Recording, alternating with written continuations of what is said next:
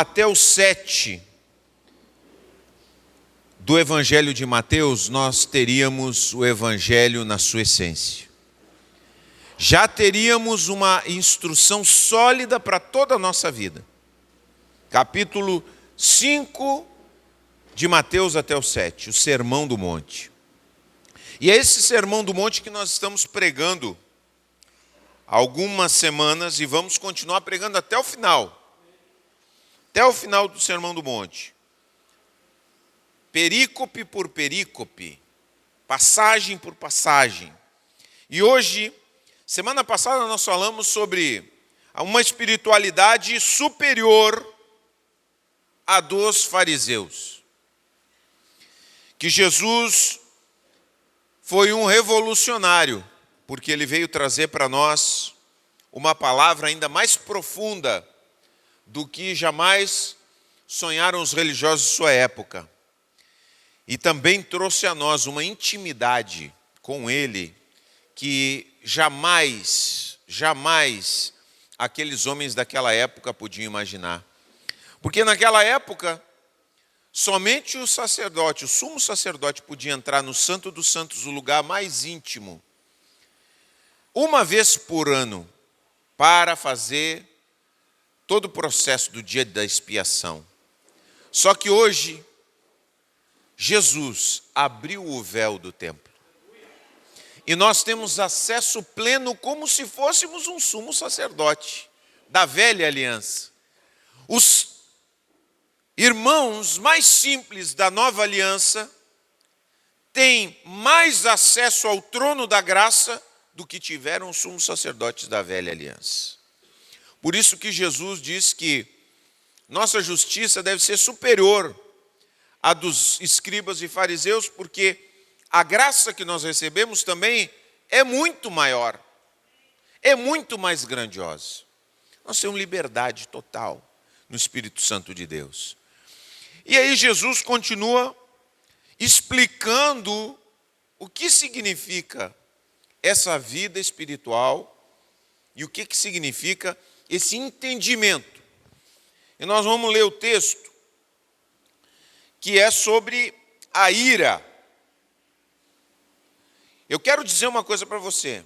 Não pense que qualquer desses versículos são decorativos, especulativos, filosóficos, no sentido de somente nos trazer uma reflexão intelectual. Essas coisas que estão aqui são centrais para a nossa vida e para a nossa qualidade de vida.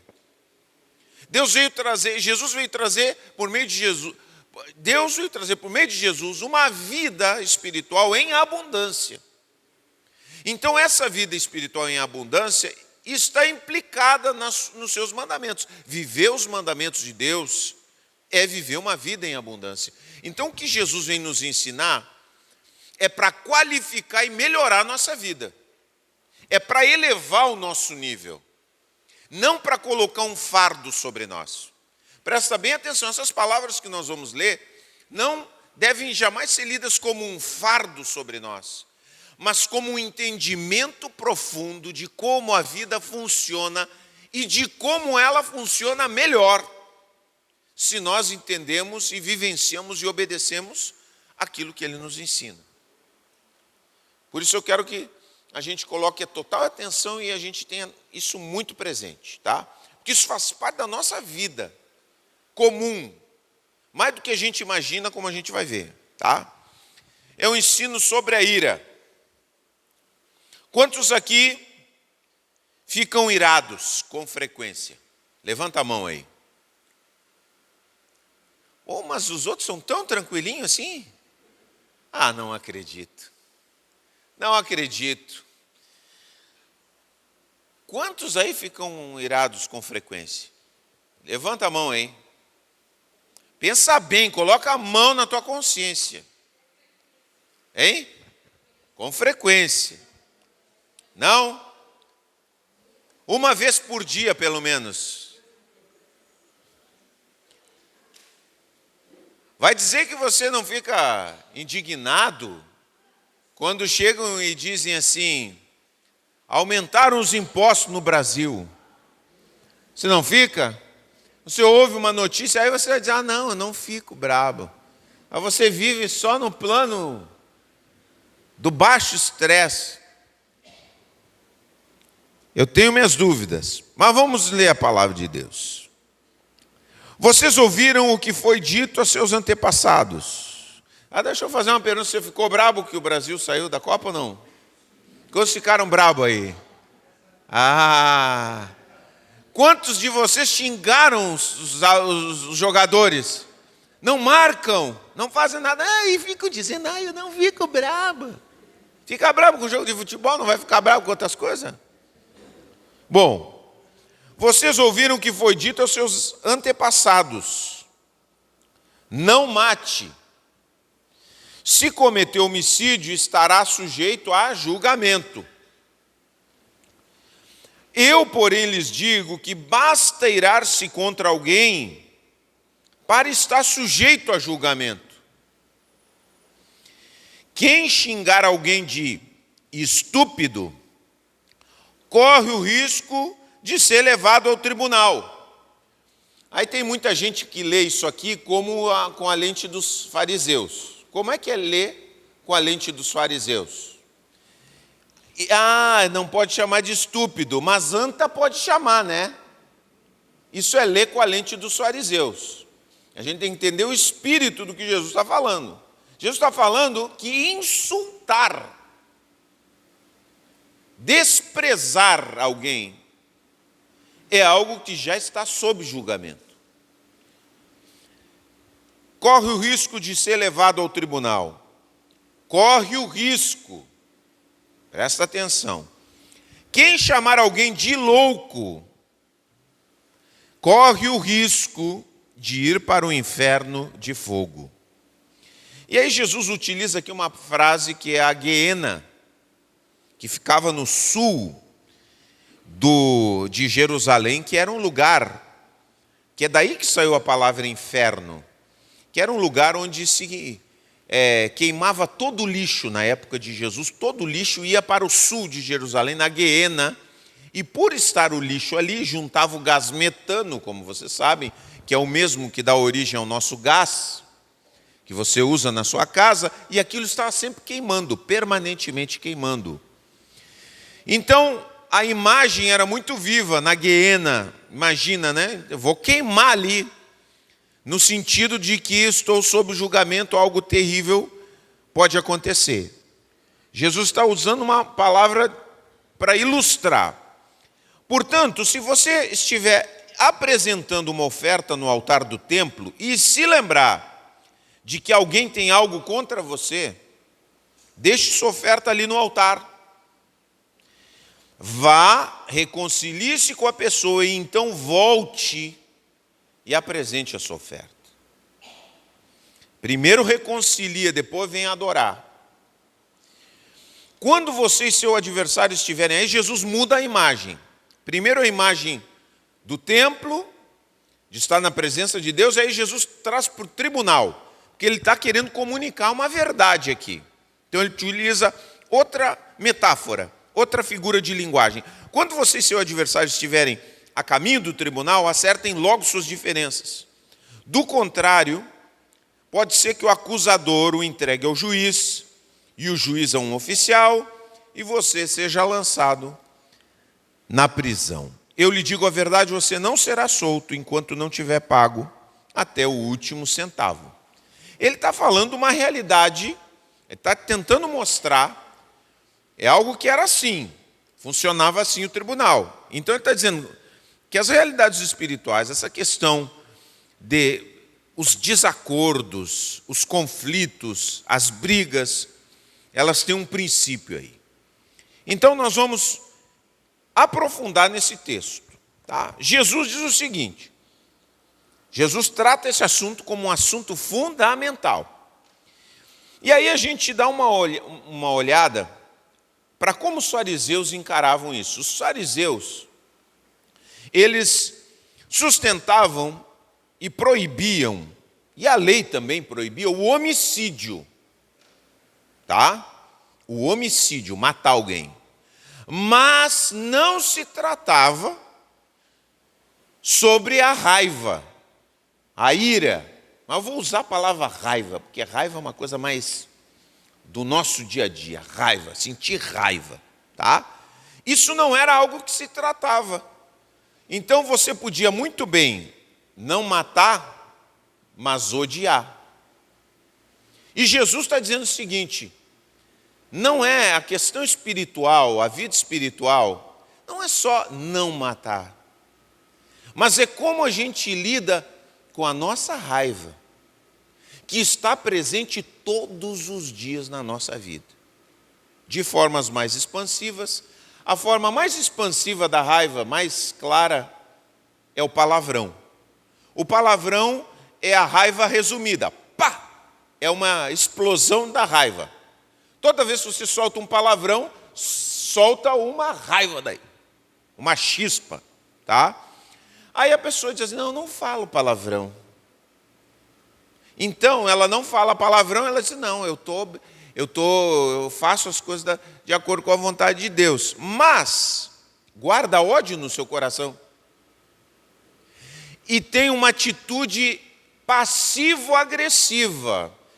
Eu não mato ninguém, eu não falo palavrão, eu não xingo, mas eu não faço nada também para ajudar aqueles que eu odeio. Omito informação, né? Se falam uma mentira a respeito deles, eu não desminto. Então eu vou deixando assim. Então os fariseus, eles tratavam o homicídio, mas o ódio, eles, não, tudo bem não matar, né? Mas odiar, tudo certo. E a nossa sociedade, quando a gente olha para a nossa sociedade, aqui todos nós estamos inseridos, nós começamos a perceber que nós nos alimentamos diariamente de raiva, a todo momento. Você vai no YouTube, agora nós estávamos falando do Brasil, né? Brasil perdeu nas oitavas. Você vai lá no YouTube e os comentários que são mais ouvidos, os jornalistas que são mais apreciados, não estou dizendo que é os que você mais aprecia, eu estou dizendo que os mais apreciados pela nossa cultura são aqueles histriônicos, barulhentos, que ficam levantando ódio. Quem é o culpado? Olha só, faz uma chamada assim no vídeo. Quem é o culpado pela eliminação do Brasil? Você vai lá olhar, quem é o culpado? Louco para culpar um só. É o Neymar o culpado. Neymar é o culpado, é o Ancelotti o culpado. E aí vem aquele comentarista, mas é um absurdo. E aí você fica ali ouvindo e você fica alimentando aquela raiva, alimentando aquela raiva, alimentando aquela raiva.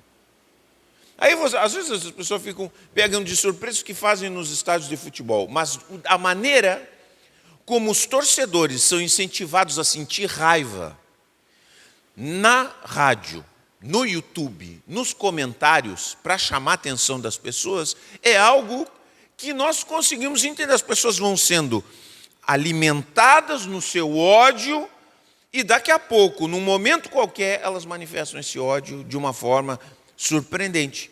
Mas quando você insulta alguém, Jesus está falando, Jesus até usa aqui na palavra no original e fala raká, que era uma palavra típica para você desprezar outra pessoa. Quando você dizer raká, você está dizendo, tu é um nada, entendeu?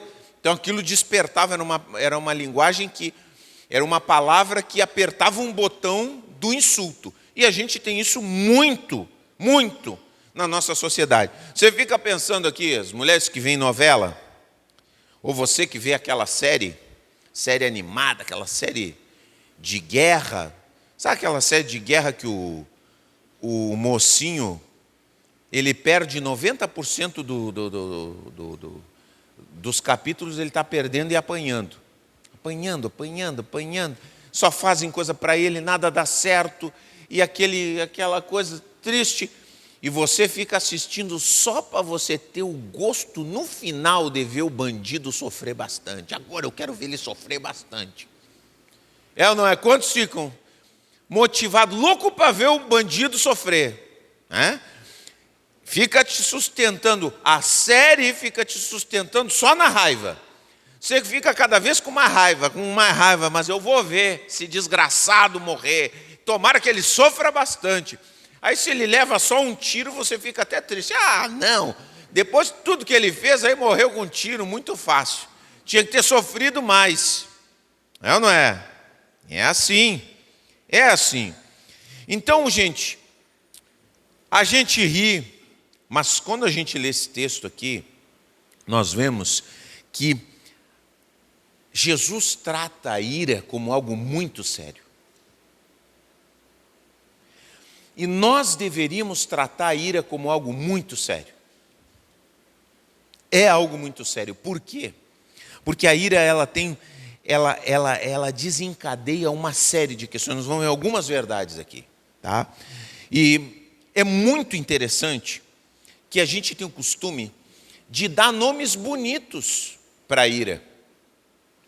E eu gostaria que cada um de nós parasse de dar nome bonito na nossa própria vida para a gente começar a crescer nessa área.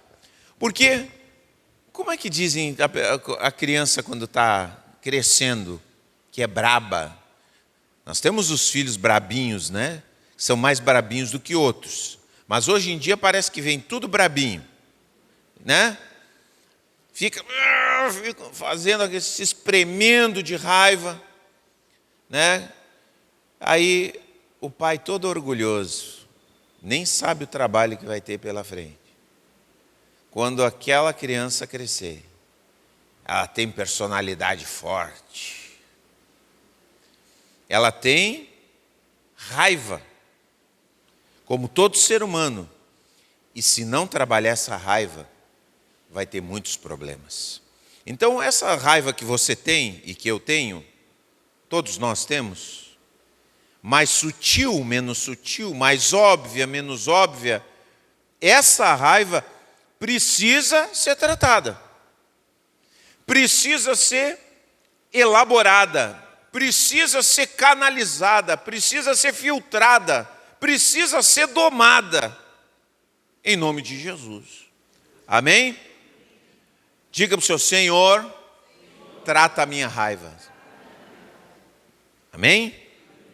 Glória a Deus. Jesus coloca algumas coisas aqui, algumas verdades que eu quero com todos vocês pensar. Primeira verdade que Jesus coloca aqui para nós, tá? Que a gente aprende aí. A raiva, presta atenção, a raiva fora de controle. Jesus não está condenando a gente se sentir ira. Até Paulo diz assim, irem-se ou irai-vos e não pequeis, tá? Mas a raiva fora de controle, ela é uma semente de morte. Presta bem atenção, a raiva fora do controle é uma semente de morte. Porque Jesus coloca num contexto do mandamento não matarás. O homicídio e a raiva estão andando de mãos dadas, espiritualmente. E a gente quer entender como isso funciona, como isso é real, tá? Quero que você pense comigo aqui. Episódios de trânsito. Um cara, você está andando direitinho aqui, e um cara corta a sua frente, você vai pegar uma vaga de estacionamento. Aí um abençoado passa na sua frente, você está fazendo ali, está dando a ré e o cara vai lá e coloca de frente o carro. Aí você fica enlouquecido. Já aconteceu isso com alguém aqui? Comigo já aconteceu. Aí você pega e baixa o vidro e diz, vagabundo miserável, essa vaga é minha. O cara disse assim, o que tu falou? O que tu disse? Eu te chamei de vagabundo. O cara já fica. E nos diz outro impropério, nos diz algo mais forte ainda. E a gente diz outro. E aí daqui a pouco o cara coloca a mão no porta-luva e tira uma arma. Tira a arma, pá, pá, pá, acabou-se um pai de família. Aí você diz, pastor, que é isso? Quantos E quantas histórias dessas acontecem todos os dias no nosso Brasil? Você já viu história assim? Tudo começa com o quê? Com a raiva fora de controle. Raiva fora de controle, explode, fala, e a reação, porque você controla o que você fala. Mas a reação do outro, Jesus está dizendo, cuidado, você corre o risco. Jesus está dizendo aqui, olha o que Jesus diz, ele diz várias vezes, você corre o risco de estar em julgamento, você corre o risco de estar na berlinda, você corre o risco de que alguma coisa aconteça com a sua vida. Então você precisa entender que a raiva fora de controle é semente de morte. Aí você diz assim, eu sempre fui esquentado, nada me aconteceu até hoje, eu tenho não sei quantos anos. Mas não é só isso. Quando Jesus fala de morte, ele não está falando só da morte aqui. Pensa numa criança que se cria num ambiente violento, num ambiente de raiva, fora do controle. Pensa assim, uma criança que é criada num ambiente, e talvez muitos de nós somos criados em ambientes onde a raiva está fora do controle. A raiva fora do controle gera na criança um sentimento de medo, de intimidação, de não dá para tratar os conflitos, de recolhimento interno que marca a criança para o resto da vida dela. Algumas crianças, por estarem num ambiente altamente, como é que eu posso dizer, inflamável, a ponto de explodir, elas perdem a capacidade de tomar iniciativa na sua vida. Então quer dizer o seguinte, não mata somente fisicamente, mas mata também emocionalmente os ambientes carregados de raiva. É isso que Jesus está querendo nos dizer. Ele está querendo nos dizer que não é somente algo tátil, algo físico, mas algo espiritual que acontece. É por isso que Jesus disse, cuidado. Porque o teu irmão, quando ele diz o irmão, ele está tratando a fraternidade dos homens. Não somente o irmão da igreja, entendeu? Ele está falando da comunidade das pessoas, porque toda pessoa que nós convivemos, nós temos uma responsabilidade fraterna em relação a ela. Então, vejam só como a raiva pode matar, e mata de fato, e a pessoa precisa ressuscitar para poder mudar. Muitas vezes ela tem que passar por uma terapia, muitas vezes ela tem que passar por uma mudança de mente, muitas vezes ela tem que aprender uma maneira nova de se relacionar, porque de fato a raiva fora do controle é uma semente de morte. Pensa no chefe. Pensa você está num ambiente, ou você é o chefe ou você é o empregado. Mas pensa o chefe que é esquentado, que perde a cabeça frequentemente, o líder, né? Pensa, se você, quantos já conviveu com um chefe esquentado aí? Levanta. Se você conviveu muito amanhã, já conviveu com um chefe esquentado. Você que já viveu com um chefe que perdia a cabeça, certamente você tem algum nível de ressentimento. No sentido assim, de novo ou na primeira oportunidade eu não quero trabalhar com ele. Quando eu puder sair daqui, eu vou sair. Porque o ambiente carregado de raiva, é um ambiente que ninguém gosta de estar. É só você ver, se você está numa boa, você chega num ambiente e você vê que está carregado de raiva, o que você quer? Se escapar dali. Você não quer ficar ali. Você vê duas pessoas brigando, você não está no meio da briga, você, não, tá, vou sair fora. Porque você não quer estar, aquilo ali é um peso, entendeu? E num ambiente de trabalho em que você tem uma liderança, aquela liderança acaba matando a sua iniciativa, matando a sua alegria, matando o seu futuro naquele lugar. Você já está planejando que na primeira oportunidade você não fica mais ali. Mata também o relacionamento, porque você não tem liberdade de trazer uma nova ideia. Porque a raiva está presente e está fora do controle. Absolutamente fora do controle. Então, o que Jesus fala aqui não é uma simples ordem para pesar sobre nós, mas é um ordenamento da vida para a gente entender como a vida funciona de forma mais sábia, de forma abençoada, quando a gente entende suas dinâmicas. Então a gente entende que a raiva fora de controle é uma semente de morte. Então a gente precisa cultivar ambientes, família, trabalho, escola, onde a gente sabe trabalhar a nossa raiva. Onde a gente sabe lidar com ela de forma que não produza morte. Outro dia eu estava lendo como é que funciona o mecanismo. Né? O mecanismo. Diz que ela fica numa dimensão chamada amígdala. E quando você sente raiva, primeiro momento que você sente raiva, a amígdala libera adrenalina e cortisol no seu sangue. E a raiva ela chega primeiro na amígdala, ela lança adrenalina e cortisol no seu sangue, e você tem apenas alguns segundos, né, que é o chamado córtex pré-frontal, que é a nossa racionalidade, para você encaixotar essa ira e lidar com ela para que ela seja bem direcionada. Se você perdeu alguns segundos, você sai do juízo e você tem um momento de loucura.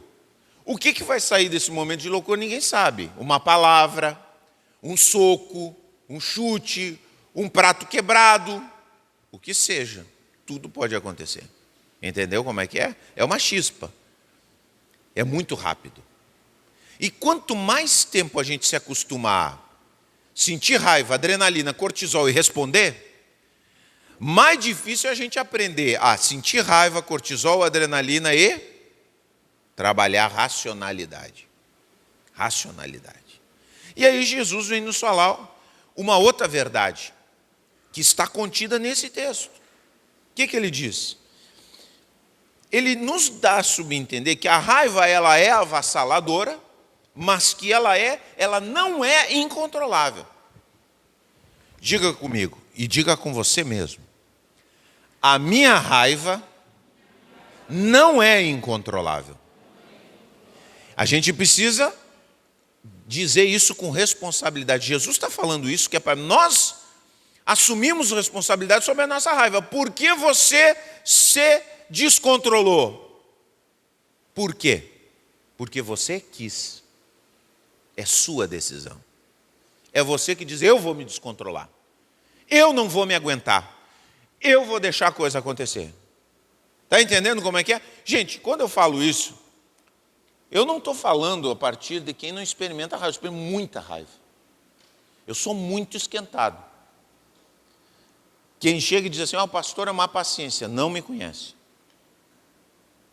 Tudo isso eu sei de dentro, aqui dentro.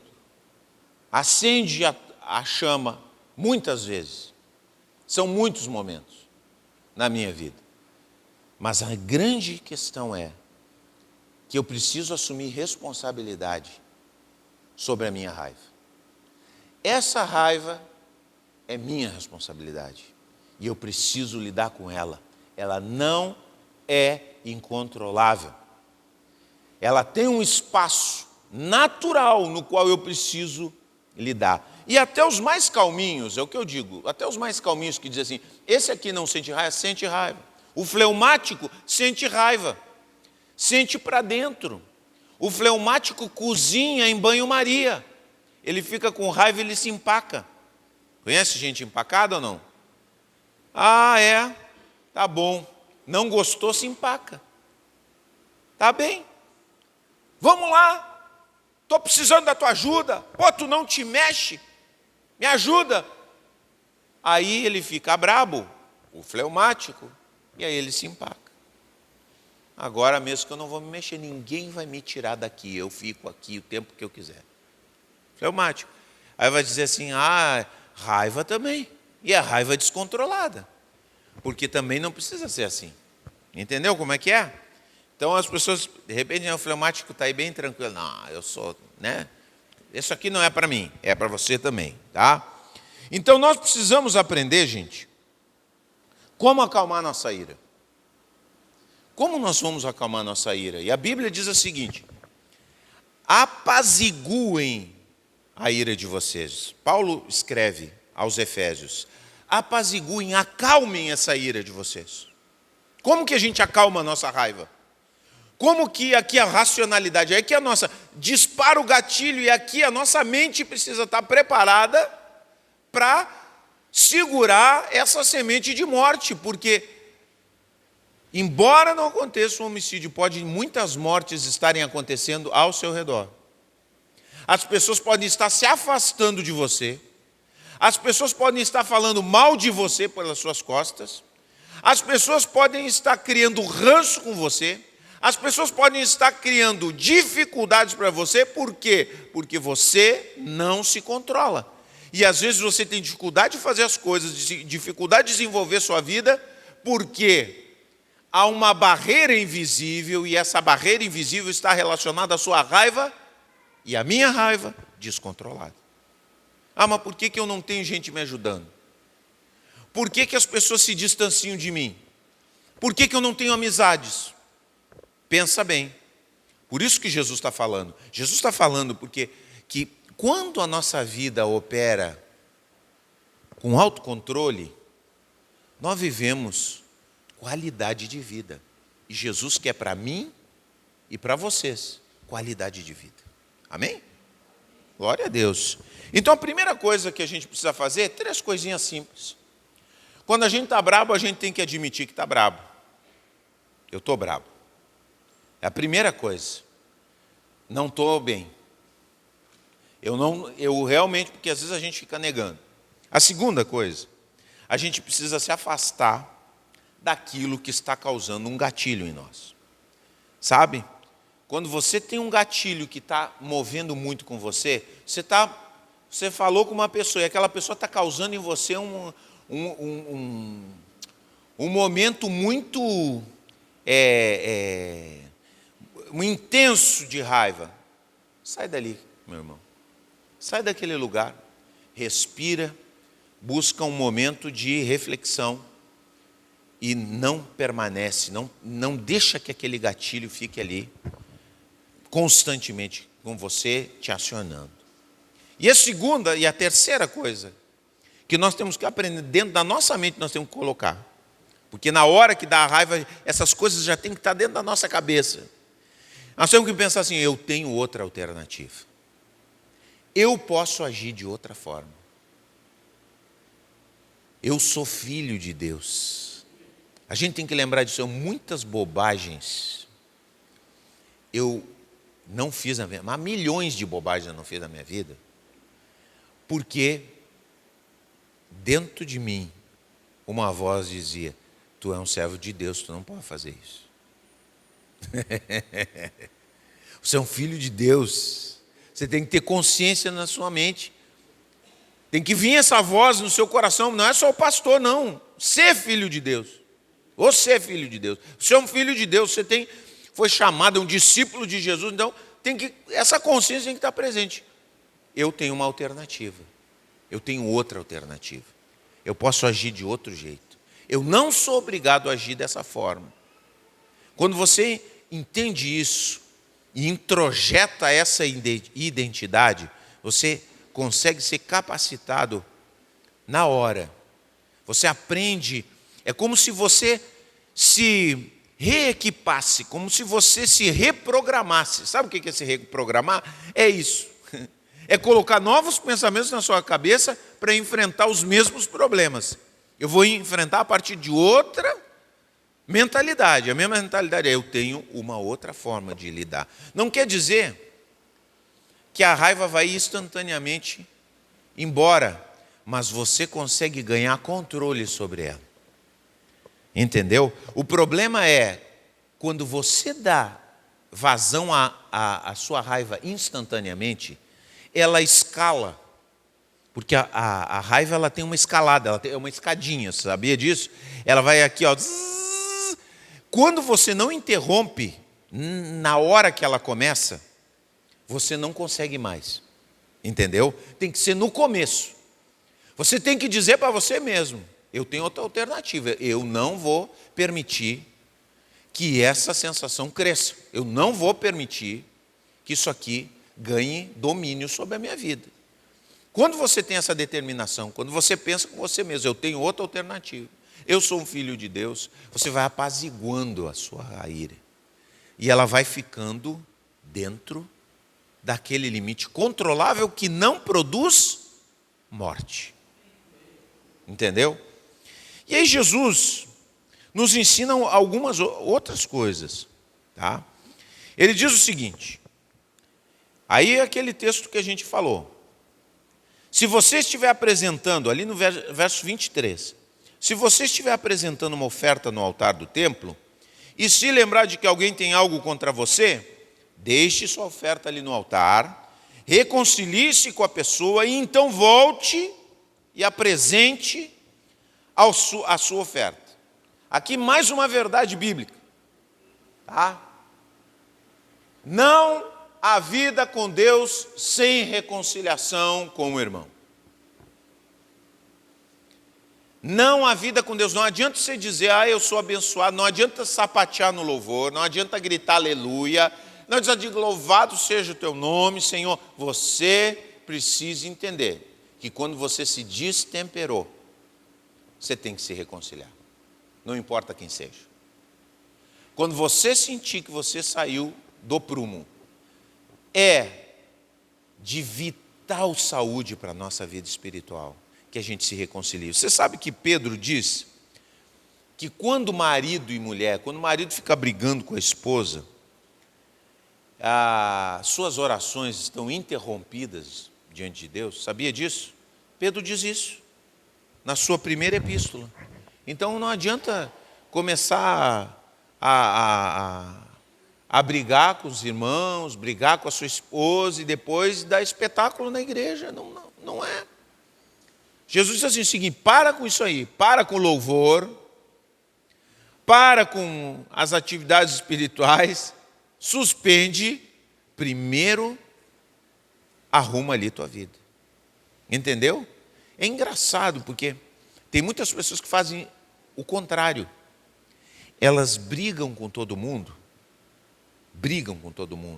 não pedem perdão para ninguém e adoram louvar, parece que elas vão para a igreja com mais gana ainda. Parece que é uma forma assim, é completamente contrário do que Jesus disse. Você tem que arrumar. É o movimento espiritual, é primeiro, porque o culto é aceitável diante de Deus quando a gente vive olhando para o irmão com dignidade, com respeito. Entendeu? Ele não é racá, ele não é tolo, ele não é o estúpido, ele não é o desprezível, ele é o meu irmão. Ele pode até ser uma pessoa difícil, mas eu preciso ter respeito por ele, mesmo que ele seja esse irmão difícil. Jesus está falando uma coisa que é boa para nós. Ele está nos falando uma coisa que nos transforma completamente o nosso culto e o nosso entendimento do que é realmente a espiritualidade. A gente precisa entender, por isso que essa questão da reconciliação é muito importante. Deixa eu esclarecer isso aqui para vocês. Presta atenção nisso aqui. Todo relacionamento, pela nossa natureza, todo relacionamento que ele não é permeado pela graça e pela presença de Deus, ele tende à inimizade. Os relacionamentos naturalmente levam à inimizade. Sabia? Pastor, o que é isso? É isso sim. O nosso ego, ele é tão problemático que se ele não for tratado pela graça, pelo perdão, pelo arrependimento, ele briga com todo mundo. Então, você já viu amigos, muitos anos que brigam? Aí lá no final da vida, os amigos brigam. Casamentos de 40, 50 anos se desmancham. Sociedades de muito tempo acabam. As pessoas, no meio do caminho, quantos amigos que você tinha quando era jovem permanece com você? Você vê que a separação é a tendência da nossa vida. Por isso que Jesus está falando que é tão importante que antes de qualquer coisa a gente arrume as coisas. A gente conserte, porque o potencial de que as coisas piorem é muito grande. Por isso ele está falando. Então, nossos relacionamentos, eles têm que ter.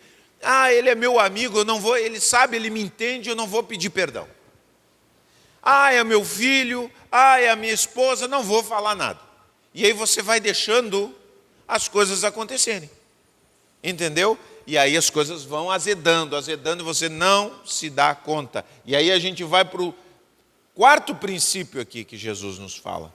Aquilo que não é tratado, voltará a ser cobrado. Diga comigo, aquilo que não é tratado, voltará a ser cobrado. Algum de vocês já teve questão na justiça? Alguém já botou vocês na justiça? Quem é que já? Se você não tem, eu já não me colocaram na justiça. Que coisa mais chata.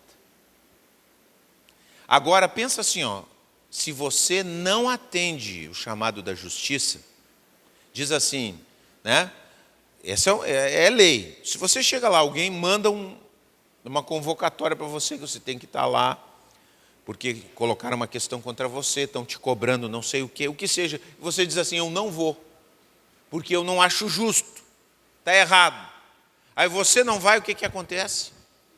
É julgado a revelia. E você não tem defesa, e mesmo que você coloque a cabeça como um avestruz embaixo da terra, vão te chamar uma hora e você vai ter que pagar o que determinaram que é para pagar. É mais ou menos aquilo que Jesus está dizendo. Só que ele está falando nessa dimensão das relações que nós temos todo dia. Aquilo que não é tratado voltará a ser cobrado. A gente faz de conta, muitas vezes, que coisas não aconteceram. A gente diz assim, ele não deu bola. Você sabe que fez errado. Você disse algo que não deveria dizer, e você pensa assim, ele não deu bola. Aí você vai embora, segue a sua vida. E aquilo que você não deu valor, aquilo que você não deu atenção, acaba voltando de novo de alguma forma. E tem muitas formas de voltar. Primeiro, a vingança. Alguém chega e te prejudica. Mas por que essa pessoa me prejudicou? Epa, alguma coisa ficou lá para trás. Alguém falou mal de você por aí. Epa, falou mal de você. Então, alguma coisa ficou mal para trás. Não foi resolvida. Não foi resolvida, daqui a pouco aquela pessoa que você gostava se distancia. Você sente uma distância dela, não há mais aquela proximidade. Epa, alguma coisa aconteceu. Porque aquilo que não é tratado, volta e voltará a ser cobrado. Eu me lembro que eu tive, na época de seminário, alguns problemas com uma menina do seminário. Passou o tempo, ela se casou, eu casei com a Cláudia, e um dia eu estava no escritório, na época do MSN, né? MSN, né? Quantos lembram do MSN? Hein? Quantos usaram MSN? Você é antigo, hein? Aí ela me chamou no MSN, mensagem. Oi, Fabiano, tudo bem? Como é que tá? Estou bem, tal. E vocês como é que estão? Eu já tinha ido na casa dela, era amigo do marido dela também, tal. E aí, do nada, perguntou, falei da família, não sei o quê, e aí, daqui a pouco ela começou a me acusar de coisas. Sim, porque tu é isso, porque tu é aquilo, tu é aquele outro, não sei o que mais. E eu fiquei perplexo, né? Eu digo, pá, mas eu disse para ela, isso aí já aconteceu há mais de 20 anos. Eu digo, mas eu nunca esqueci, não sei o quê. Aí ela desenterrou um monte de coisa. Mas o que acontece? Não é culpa exclusiva dela. A questão é que foi algo que não foi tratado. Não foi resolvido, entendeu? E a gente pensa assim, deixa o dito pelo não dito e joga água na fervura.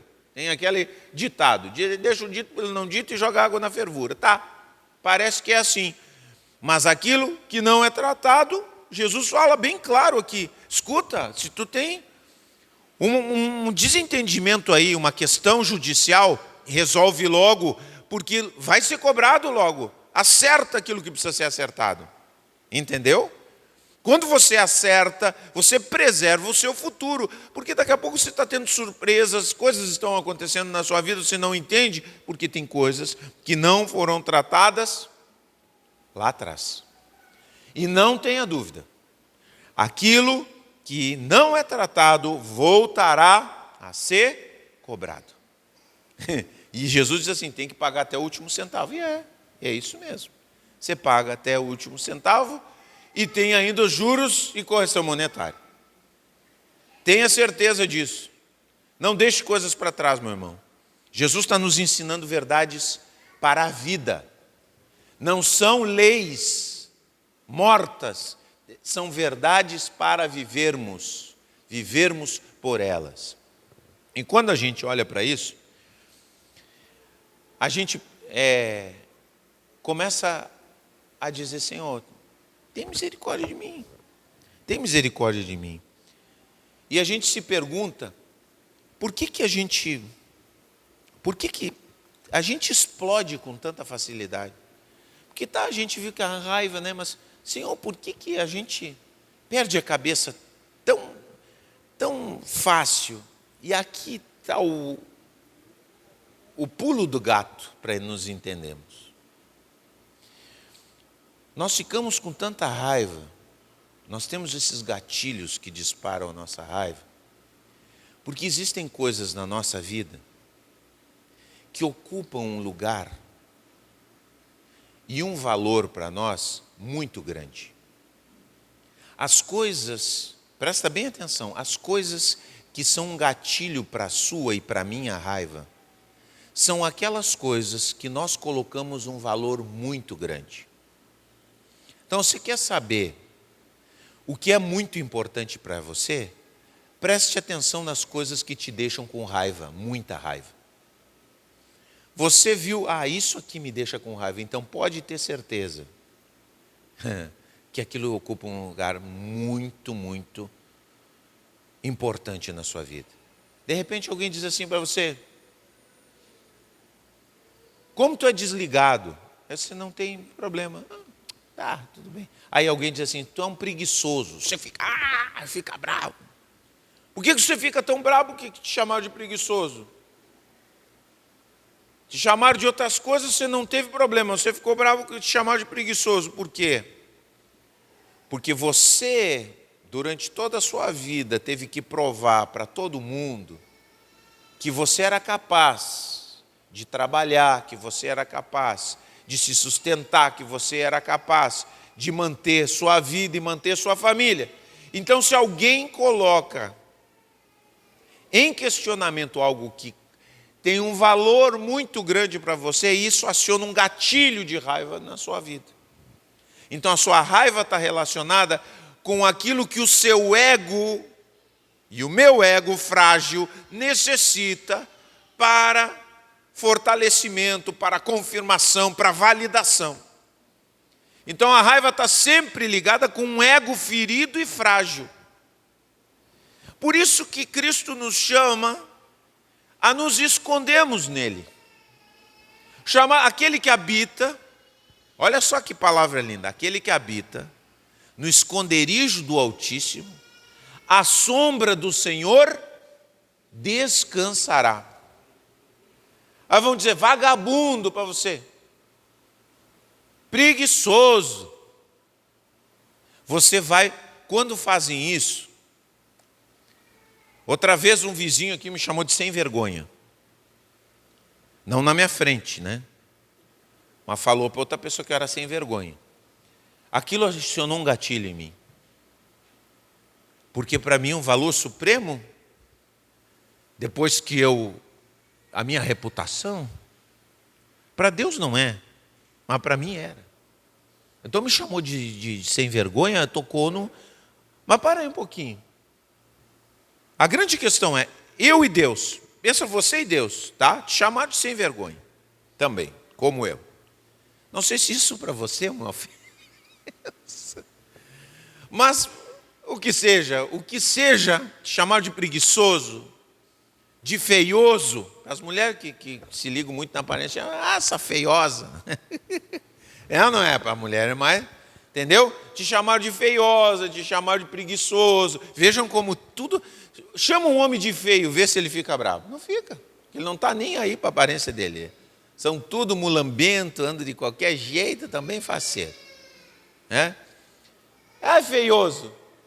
Está nem aí. Chama uma mulher de feiosa, acabou o mundo, né? Mas o que acontece, meu irmão? Acontece que é o nosso ego. E Deus nos chama, escuta, te chamaram de sem vergonha, aquele que habita no esconderijo do Altíssimo. Corra para o esconderijo do Altíssimo. Senhor, quem eu sou? Quem diz quem eu sou? Não é o vizinho. Quem diz quem eu sou? Não é nem mesmo o meu irmão que está do meu lado, a não ser que ele profira a palavra de Deus. Quem diz quem eu sou não é nem mesmo o meu pai. Quem diz quem eu sou, em última análise, é Deus. É Deus porque foi Ele que me criou, e Ele me chamou e diz que eu sou um filho amado. Então vejam só, quando eu me permito habitar no esconderijo do Altíssimo, eu à sombra do Senhor descanso. Não quer dizer que eu não vou me ofender, mas eu posso me ofender. Mas quando eu me ofendo, ao invés de eu correr para me defender, eu corro para o esconderijo do Altíssimo. E na sombra do Senhor, eu descanso. Foi essa sombra que impediu de eu não bater na casa do vizinho e chamar ele. Porque esse é o meu homem natural. O homem natural, o ego do Fabiano é frágil. É frágil. Mas a sombra do Altíssimo, ela é muito mais poderosa e definidora da minha imagem, quem eu sou e da tua também.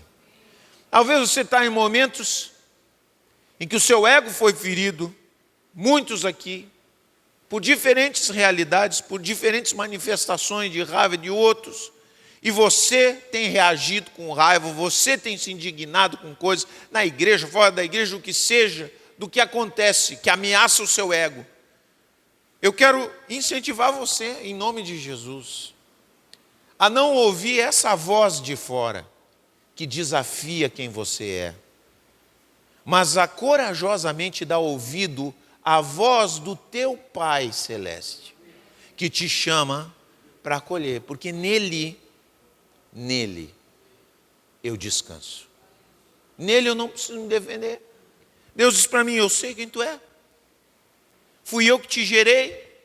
Tu é meu filho.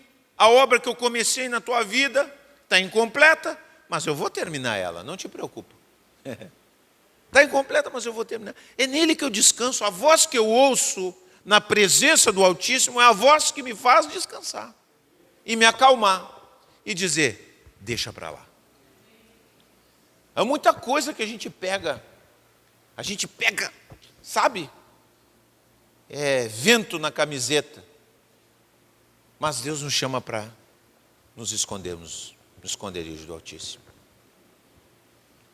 Aquele que habita no esconderijo do Altíssimo, a sombra do Senhor, onipotente, descansará. Amém? Vamos fazer isso, gente? Acalme o seu coração. Vamos acalmar o nosso coração. Tem muita raiva nesse mundo, mas esse mundo não conhece a Deus, a gente conhece. Vamos ficar de pé em nome de Jesus.